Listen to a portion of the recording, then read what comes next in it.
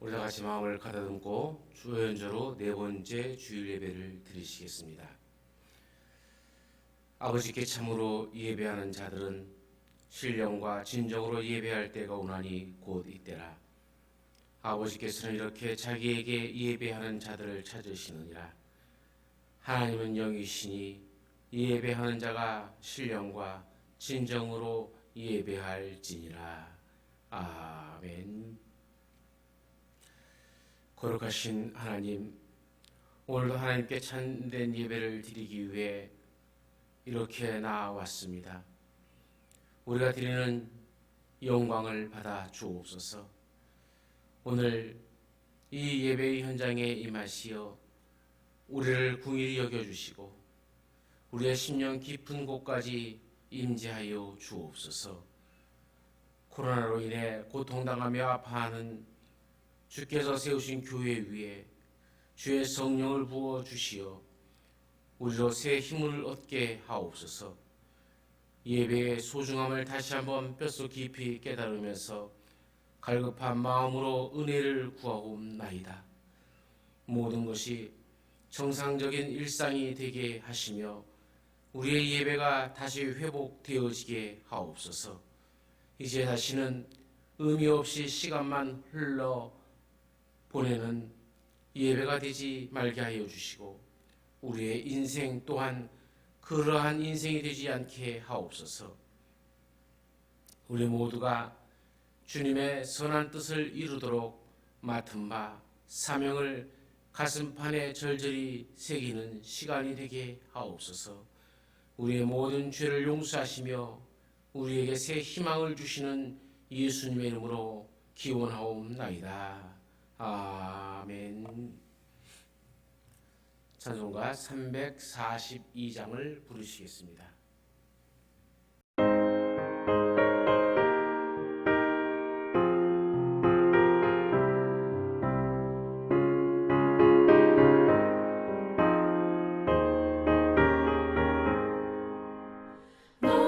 시험을 당해 죄 짓지 말고 너 용기를 다해 못 물리치라. 너 시험을 이겨 새 힘을 얻고 주 예수를 믿어 늘 승리하라. 우리 구주의 힘과 그의 위로를 빌라. 주님 내 편에 서서 항상 도우시리. 내 친구를 삼가 잘 선택하고 너네를 삼가 늘 조심하라. 너 열심을 다해 늘 충성하고 온 정성을 다해 주 봉사하라. 우리 구주의 힘과 그의 위로를 빌라. 주님 내 편에 서서 항상 도우시리.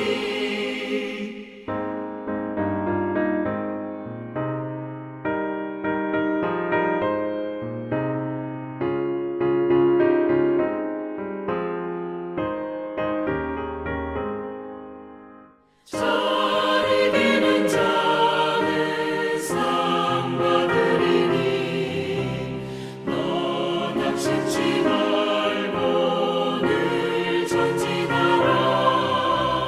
내 구세주 예수 힘 주시리니 주 예수를 믿어 늘 승리하라. 우리 구주의 힘과 그의 위로를 빌라. 주님 내 편에 서서 항상 도우시리.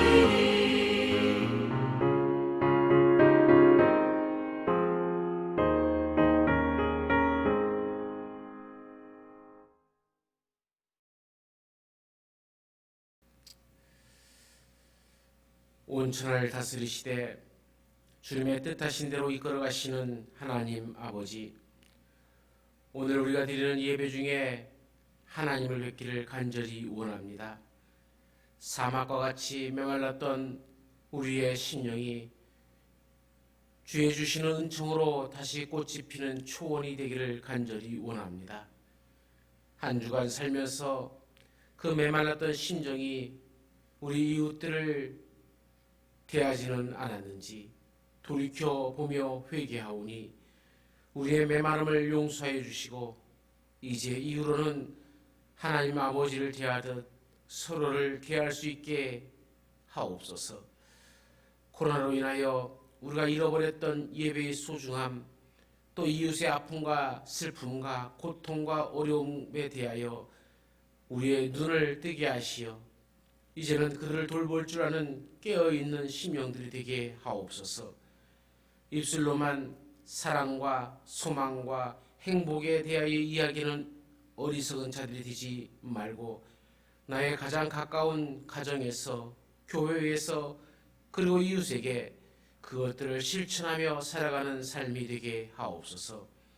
탐욕과 미움과 증오와 분노를 주님 앞에 다 내려놓고 회개하며 거짓과 속임과 미움과 질투와 온갖 죄악들을 주의 사랑으로 넉넉하게 이기게 하옵소서.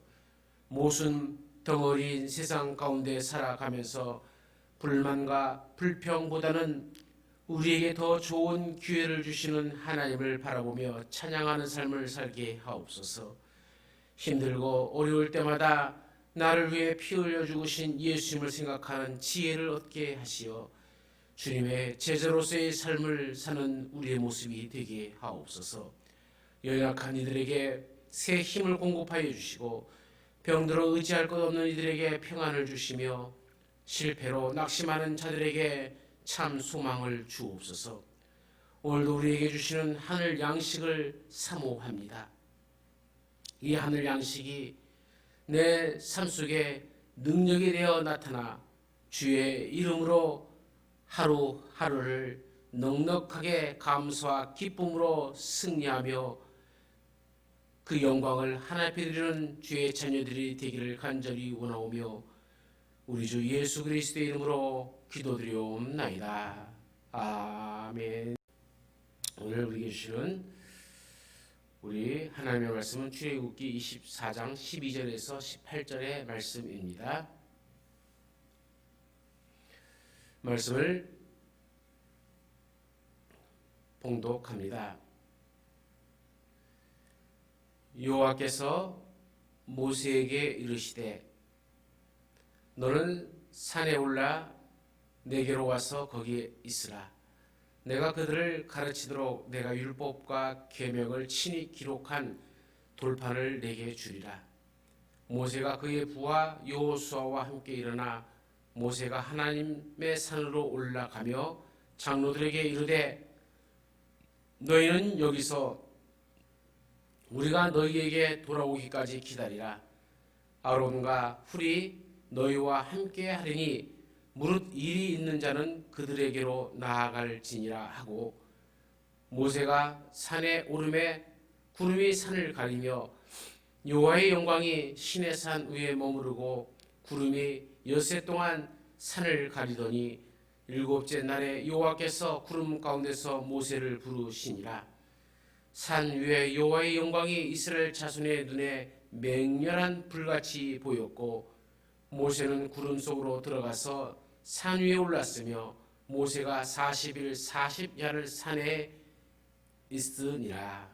아멘. 성가 찬양은 살아계신 하나님입니다. 아시는 분은 같이 불러주시길 바랍니다.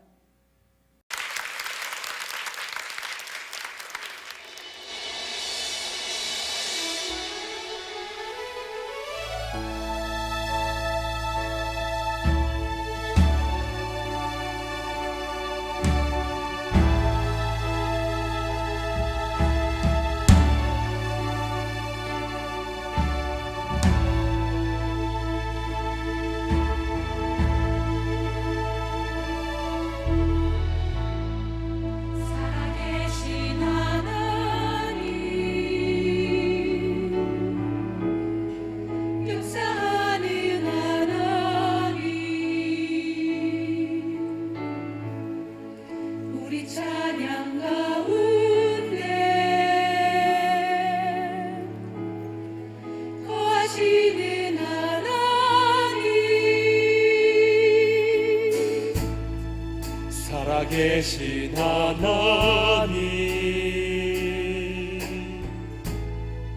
역사하는 하나님, 우리 찬양 가운데 거하시는 하나님,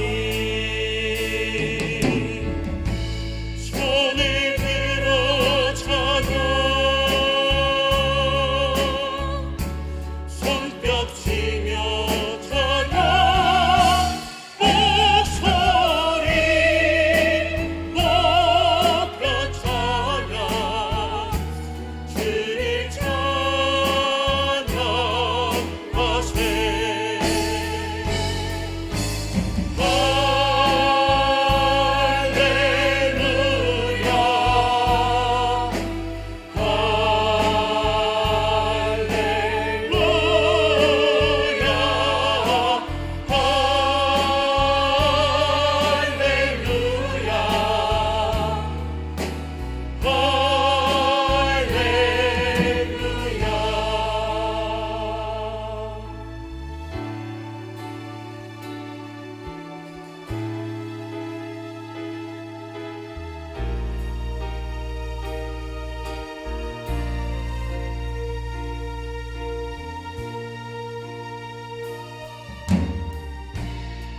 살아계신 하나님,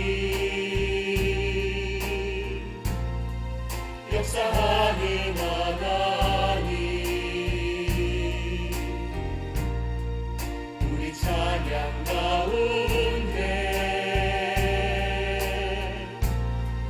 거하시는 하나님, 손을 들어 찬양, 손뼉 치며 찬양, 목소리 높여 찬양, 주를 찬양하세.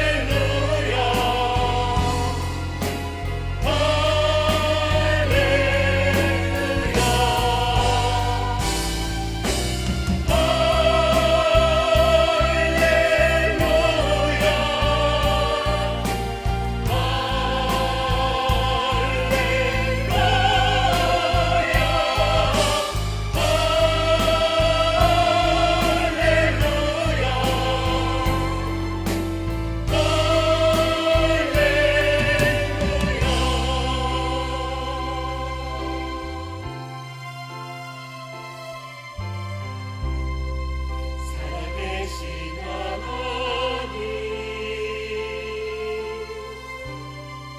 역사하는 하나님, 우리 찬양 가운데 거하시는 하나님.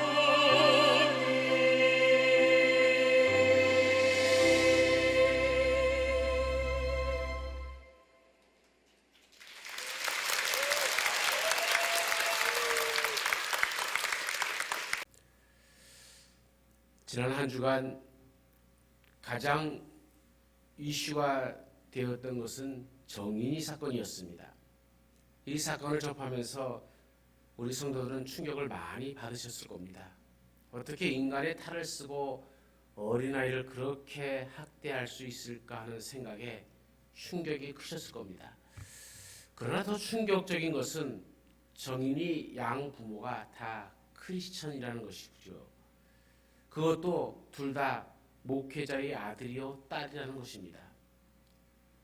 저도 목회자로서 자녀를 두고 있는 부모로서 너무나 큰 충격이었습니다. 도대체 이것을 어떻게 이해해야 할까? 그들이 목회자의 자녀로 자랐다는 것은 항상 교회의 이 신앙의 울타리 안에서 있었다는 얘기 아닙니까? 하나님의 말씀도 많이 들었을 것이고 성경 공부도 많이 했을 겁니다. 주일학교도 다녔겠죠? 그런데 어떻게 이런 일을 저지를 수 있었던 것일까? 저도 그 영상을 보니 참 끔찍했습니다. 저는 그 이유가 균형을 잃어버린 신앙, 그것 때문이 아닌가 생각을 해봅니다. 그리스도인은 신앙인으로 살아야 하지만 공동체 속에서 기본적인 상식과 예의를 갖춘 한 인간으로서의 삶도 살아야 됩니다. 오늘은 본문의 말씀을 가지고 우리가 그리스도인으로서 어떻게 살아가야 되는지 이 모세를 통해서 하나님 우리에게 말씀하시는 것을 배우고자 합니다. 첫 번째, 그리스도인으로 이 세상을 살아갈 때 우리가 잊지 말아야 될 것은 신앙과 삶의 균형을 이루면서 살아가야 된다는 겁니다. 예전에 신학교를 다닐 때 교수님이 하신 말씀이 아직도 귀에 쟁장합니다. 목사가 되기 전에 먼저 인간이 되어라. 저는 그 당시 그 말씀이 잘 이해가 되지 않았습니다. 하지만 나중에 제가 목사가 되고 제 자신과 많은 목회자들을 만나면서 인간답지 못한 모습을 보면서 그제서야 교수님의 말씀이 깨달아졌습니다. 아무리 목회자라 할지라도 이 삶과 신앙의 균형을 잃어버릴 수 있다는 것을 알게 되었습니다. 아는 것과 사는 것은 다른 것입니다. 우리는 하나님의 백성이기 때문에 세상 사람들과 달리 하늘나라를 사모하고 또 하나님을 위해서 살아야 하는 백성입니다. 하지만 우리 삶의 영역은 세상 사람들과 더불어 살아야만 하는 바로 이 땅이죠. 이런 점에서 우리는 이 세상을 살아가면서 고민스러운 문제에 부딪힐 때가 참 많이 있죠. 몸은 땅에 속해 있으면서 삶은 하나님의 백성으로서의 삶을 살아야 하기 때문에 그렇습니다. 그래서 우리에게는 균형이 필요합니다. 그러면 신앙적 균형이라는 것이 무엇입니까? 구약 성경에 보면 느헤미야가 나옵니다. 느헤미야는 무너진 예루살렘 성벽 재건을 위해 예루살렘 총독으로 부임했습니다. 그런 기도의 사람이었습니다. 느헤미야가 예루살렘 성벽을 재건한다는 소리를 듣고 이방 민족들은 느헤미야를 반대하는 자들은 연합해서 느헤미야가 예루살렘 성벽을 쌓는 것을 방해하기 위해서 쳐들어옵니다. 그걸 느헤미야는 알고 있습니다. 그때 느헤미야는 제일 먼저 하나님께 지켜달라고 기도했습니다. 하지만 하나님께 기도만 하지 않았어요. 기도도 하고 적들의 공격에 대비해서 무장을 하고 있었습니다. 느헤미야 4장 16절부터 18절 말씀은 이것을 잘 증명해 주고 있습니다. 그때로부터 내 수하 사람들의 절반은 일하고 절반은 갑옷을 입고 창과 방패와 활을 가졌고 민장은 유대 온 족속의 뒤에 있었으며 성을 건축하는 자와 짐을 나르는 자는 다 각각 한 손으로 일을 하며 한 손에는 병기를 잡았는데 건축하는 자는 각각 허리에 칼을 차고 건축하며 나팔을 부는 자는 내 곁에 섰었느니라. 느헤미야와 백성들은 하나님께서 자신들을 지켜주시고 성벽 공사를 완공해달라고 기도만 하고 가만히 있는 것이 아니라 예루살렘 성벽을 완공하기 위해서 한 손에는 연장을 잡고 한 손에는 창과 칼을 잡았습니다. 일하는 자는 일하고 파수하는 자는 파수했습니다. 전력 투구하고 혼신의 힘을 다했습니다. 바로 이것이 균형 잡힌 그리스도인의 모습이죠. 사랑하는 여러분, 여러분들도 하나님을 향해서 열심히 기도하십시오. 그리고 기도만 하는 것이 아니라 기도하는 것을 이루기 위해서 열심히 준비하고 노력하며 살아가는 것이 바로 균형 잡힌 신앙인이 되어지는 겁니다. 다 우리 모두는 이와 같은 삶을 살기를 간절히 축원합니다. 두 번째는 우리는 성경을 읽으면서 성경에도 중요한 부분, 알아야 될 말씀, 기억해야 될 말씀은 밑줄을 그어서 읽지만은 우리의 삶에도 밑줄을 그어야 합니다.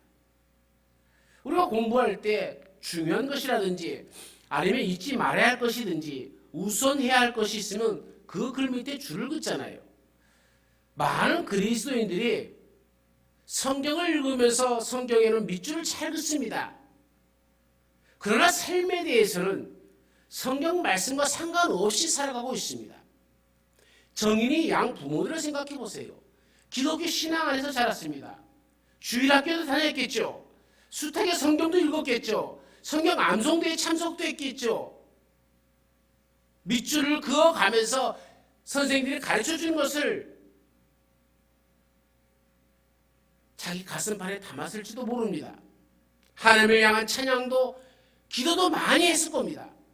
그러나 정작 자신의 삶에는 밑줄을 그을 줄을 몰랐습니다. 철학 교수였던 달라스 윌라드의 하나님의 모략이라는 책이 있습니다. 그 책에 나오는 내용이 참 우리를 새삼 깊은 생각을 하게 만듭니다. 하버드 대학을 자퇴한 여학생의 이야기인데, 여학생은 가난했기 때문에 학교에서 청소 일을 하면서 용돈을 벌었습니다. 그런데 잘 사는 한 친구가 종종 놀리곤 했고 때로는 성희롱까지 했습니다.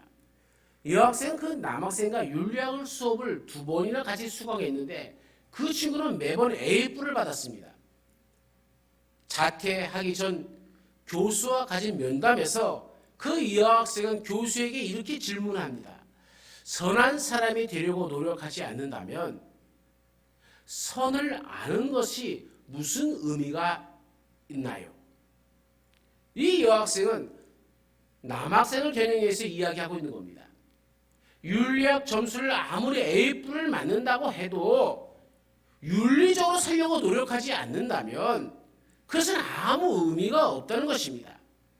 세상 사람뿐만 아니라 그리스도인들도 정인이 양모에게 손가락질하고 있지만은 어쩌면 그들의 모습은 균형을 잃어버린 현대 그리스도인들의 민낯을 그대로 보여주고 있는 것이 아닌가 생각되어집니다.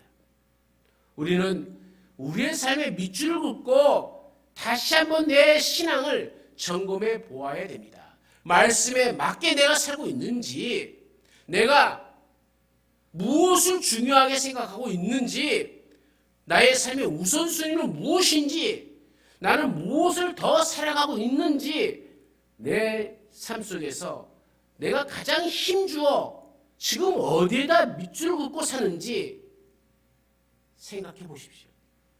오늘 본문에 보면 하나님께서는 모세를 시내산에서 다시 부르십니다. 모세는 40일 동안 하나님과 함께 있으면서 식별명도 받고 백성을 가르치는 율법과 계명도 받게 되어집니다. 모세는 물론 하나님의 부르심을 받아 시내산을 올라갔지만 이 40일이라는 시간 동안 최고의 지도자가 자리를 비우게 된다는 것은 결코 쉬운 일이 아닙니다. 우리나라 대통령이 40일 동안 자리를 비운다고 하면 국정을 운영하는데 차질이 있는 것은 분명히 있을 겁니다. 특히 모세는 세상의 지도자들과 달리 하나님께서 세운 신적인 권위를 가진 지도자가 아닙니까? 하지만 모세는 자신이 이스라엘의 지도자로 그 자리를 지키는 것도 중요하지만 더 중요한 것은 하나님의 부르심에 순종해야 된다는 것, 그것을 더 중요하게 여겼습니다. 그래서 자기 인생의 밑줄을 순종이라는 것에 긋고 하나님의 말씀에 순종하기 위해서 시내산에 올라가는 겁니다. 그래서 모세는 하나님 앞에 서게 되어집니다. 저와 여러분은 이중 국적을 가지고 있습니다. 하나는 대한민국 국적이고 또 하나는 천국 국적입니다. 이 둘 중에 우리는 진짜 국적은 천국이죠. 우리가 돌아갈 본향은 천국입니다. 비록 우리가 대한민국 국민으로 이 땅에 발을 딛고 살아가지만 우리는 천국을 준비하는 삶을 살아야 됩니다. 이 세상의 가치 기준을 가지고 살아가는 것이 아니라 하늘의 가치 기준을 가지고 살아가야 됩니다. 우리의 삶의 인생에 여기에 바로 밑줄을 쭉 그어야 되는 것이죠. 우리가 하늘에 속한 백성임에도 불구하고 그 사실을 망각하고 이 땅의 가치와 이 땅의 것에 파묻혀 살아간다면 우리는 하나님께 버림받을 수밖에 없는 겁니다. 거지가 하루아침에 왕자가 되었다고 해서 그가 진짜 왕자가 된 것은 아닙니다. 이제 왕자가 되었으면 그래서 왕궁에 들어가서 산다면 왕궁의 법도를 배워야 되고 왕자로서의 삶을 살아야 됩니다. 먹는 것도 말하는 것도 행동하는 것도 왕자가 되어야 됩니다. 왕자의 옷을 입었기 때문에 왕자가 되는 것은 아닙니다. 왕복을 입었음에도 불구하고 여전히 거지처럼 행동하면 그는 왕자가 아니라 거지입니다. 마찬가지 아닙니까? 우리가 하나님의 백성이 되었다면 비록 이 땅에 발을 딛고 살아가지만 이 땅의 백성들처럼 살아가는 것이 아니라 하나님의 백성처럼 이 땅 가운데 살아가야 된다는 겁니다. 이것이 하나님의 백성들의 삶의 태도입니다. 하지만 그렇다고 해서 하나님의 백성에게 있어서 이 땅의 삶이 아무런 가치가 없는 것은 아니죠. 우리는 이 땅의 삶을 무시해서도 안 되며 또한 충실히 살아가야 됩니다. 모세를 보십시오. 모세는 하나님을 뵙기 위해서 시내산에 올라갔습니다. 순종이라는 것에 밑줄을 그었고 살아갔기 때문에 긴박한 상황, 어려운 상황, 자기가 없으면 안 되는 상황 속에서도 하나님의 부르심에 순종하는 모세를 봅니다. 그러나 결코 모세는 이 땅의 일을 무책임하게 팽개쳐버리고 가지 않았습니다.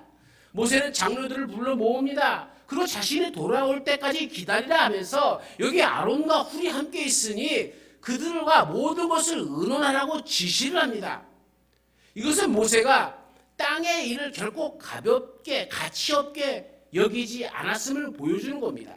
나는 하나님의 일을 하지만 이 땅의 일에도 흠이 생기지 않도록 준비한 그 모습을 보여주는 것 아닙니까? 나중에 모세는 40일 동안 시내산 위에서 하나님과 함께 하시는 시간을 보내고 어떻게 합니까? 다시 이스라엘 백성 가운데 오지 않습니까?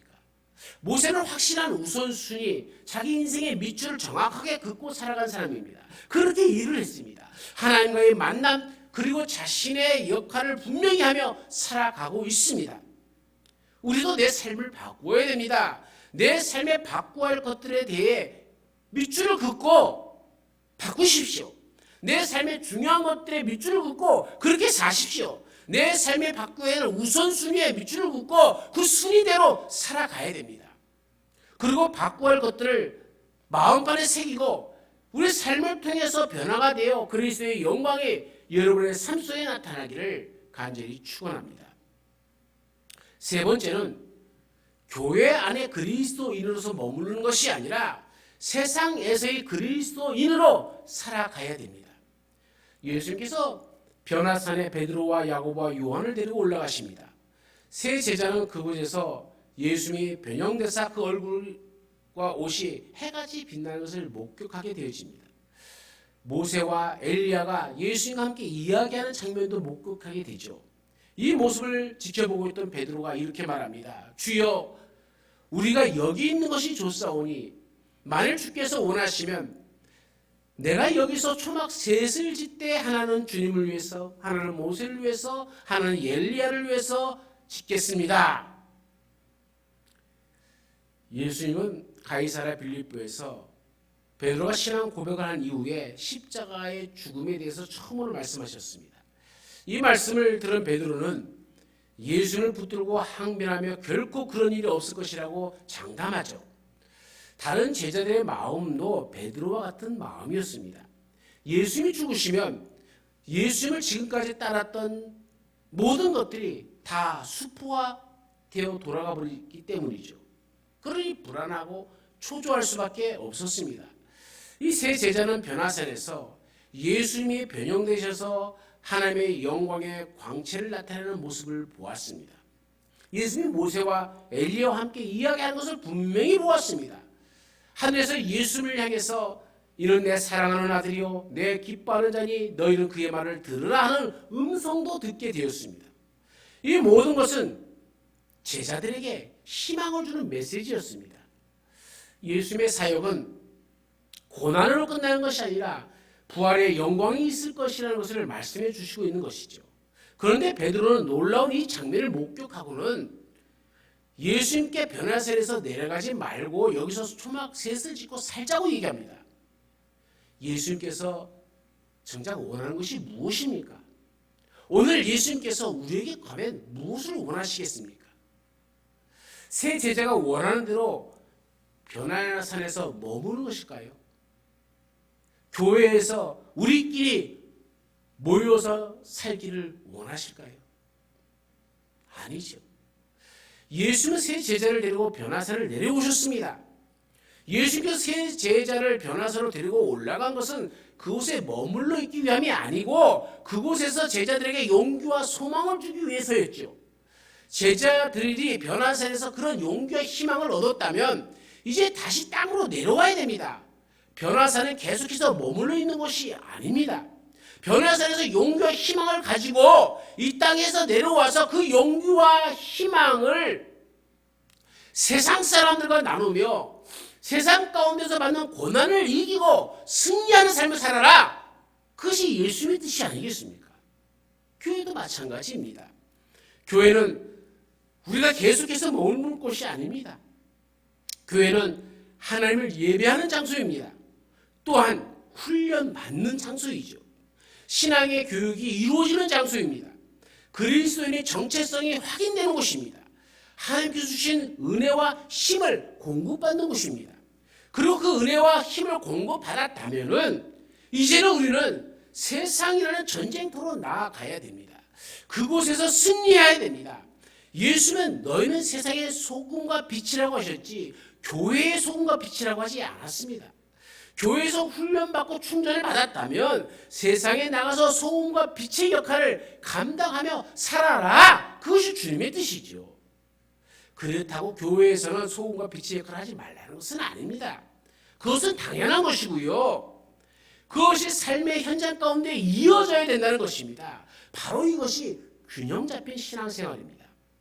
안타까운 것은 오늘날 열심히 있는 성도들 가운데 교회 일만 하나님인 줄 알고 가정도 직장도 소홀히 하고 교회 봉사에만 매달리는 사람들이 있습니다. 그것은 옳지 않은 일입니다. 교회 봉사를 열심히 하는 사람은 직장 일도 가정 일도 또 가족들 돌보는 일도 잘 해야 합니다. 특히 안 믿는 가족들 가운데서 신앙생활을 하는 사람들은 더더욱 그렇습니다. 신앙이 없는 가족들은 가정에서 해야 할 일을 뒤로 하고 교회만 매달리는 것을 이해하지 못합니다. 지금 아마 믿지 않는 가족들 가운데는 뉴스에서 코로나19 감염자가 교회에서 많이 나온다는 보도를 보고 교회에 가지 말라고 말리는 분들이 많을 것입니다. 하나님의 백성들은 세상에서 가정에서 맡겨주신 일도 감당해야 되고 교회 가운데 맡겨주신 일도 감당해야 하기 때문에 힘든 것이 사실이죠. 그러기에 하나님의 백성들은 세상 사람들보다 더 부지런히 살아야 됩니다. 균형을 잃어서는 안 됩니다. 아인슈타인이 그런 말을 했죠. 인생은 자전거를 타는 것과 같다. 균형을 유지하려면 계속 움직여야 한다. 멈춘 자전거 위에서 균형 잡기란 쉬운 일이 아닙니다. 하지만 자전거가 움직이면 균형 잡기는 쉽습니다. 핸들을 조금씩 조절하면 됩니다. 물론 이것은 페달을 계속 밟으면서 해야 하는 일이죠. 마찬가지 아니겠습니까? 우리의 신앙에 정체되어 있으면 균형 잡기가 힘듭니다. 이 일도 안 해, 저 일도 안 해, 이것 좀 쉴 거야 머물러 버리면 균형이 깨어져 버립니다. 성장하고 성숙해야 됩니다. 시간이 흐르는 만큼 신앙이 성장하고 성숙해야 균형을 잡을 수가 있죠. 균형을 잡으며 살아간다는 것은 생각보다 쉽지 않습니다. 그렇기에 희생과 수고가 필요한 것이죠. 사랑하는 형국의 성도 여러분, 우리는 균형 잡힌 신앙인이 되어야 됩니다. 지금의 상황은 더더욱 우리에게 신앙의 균형을 요구하고 있습니다. 우리는 성경에도 밑줄을 그어야 되지만 우리의 삶 속에서도 밑줄을 그어야 됩니다. 교회 안에서 그리스도인으로 머무는 것이 아니라 세상 속에서도 그리스도인답게 살아가야 됩니다. 세상의 소음과 빛의 역할을 감당해야 합니다. 그러기 위해서는 우리는 계속 성장하고 성숙해야 됩니다. 저와 여러분이 균형 잡힌 신앙인이 되어 세상 가운데 그리스도의 향기가 되고 편지가 되을 수 있기를 간절히 축원합니다. 사랑하는 우리 예수님은 삶을 통해서 어떻게 우리가 이 세상을 살아가야 되는지를 보여주셨습니다. 아무리 좋은 변화산이라 할지라도 다시 세상으로 내려가야 됨을 제자들에게 일깨워 주셨습니다. 모세는 시내산에 올라가면서도 이 세상에 흠이 생기지 않도록 아론과 훌과 장로들에게 부탁을 하며 그들에게 일을 맡기고 가는 것을 볼 수가 있습니다. 느헤미야는 성벽을 재건하는 그 바쁜 와중에도 한 손에는 연장을, 한 손에는 칼을 들고 한 손에는 기도하며 한 손에 열심히 일하는 모습을 우리에게 보여주었습니다.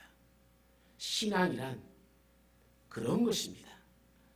하나님을 향해서 열심히 살게 하여 주시고 모세처럼 하나님 말씀에 순종이라는 것에 밑줄을 긋고 우리의 가장 우선순위를 하나님의 일을 두되 이 세상 가운데 우리에게 맡겨진 직장과 가정과 사회생활 속에서도 그것을 소홀히 여기는 것이 아니라 그것들이 내 신앙생활로 인해서 흠이 생기지 않도록 모자람이 생기지 않도록 더 열심히 살아가야 됩니다. 그래서 우리는 교회 안에서만 그리스도인이 아니라 세상 속에서도 그리스도인이 되어서 그리스도의 향기가 되어지고 그리스도의 편지가 되어지는 형국의 모든 교회들이 되게 하여 주옵소서. 우리 주 예수님의 이름으로 기도드리옵나이다. 아멘. 찬송가 455장을 부르시겠습니다.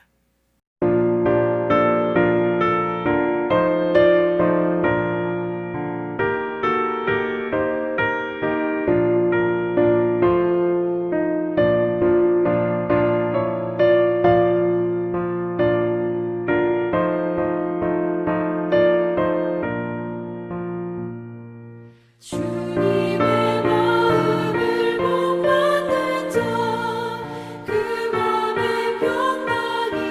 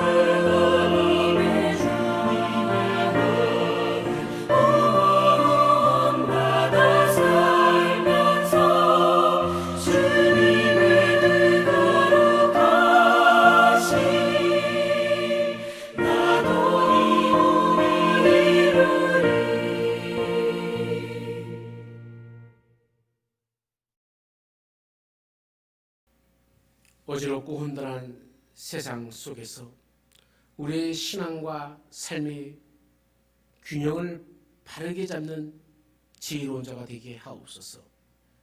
성령의 밑줄을 그어 읽기도 해야 하지만 무엇보다도 내 삶에도 밑줄을 그어 옳고 그름을 분별하게 하옵소서. 교회 안에 그리스도인을 머무는 것이 아니라 세상 속에서 그리스도인답게 살아갈 용기를 주옵소서. 이제 말씀을 붙잡고 세상 속으로 나아가는 주의 자녀들과 저들의 가정과 기업 위에 이 나라와 민족과 주께서 세우신 모든 교회를 위해 우리 주 예수 그리스도의 한량없는 은혜와 하나님 아버지의 그 크신 사랑하심과 성령님의 인도하심과 교통하심의 역사와 도우심의 은총과 치료하시는 능력이 말씀을 붙잡고 나가는 자녀들을 위해 영원토록 함께 있을지어다. 아멘.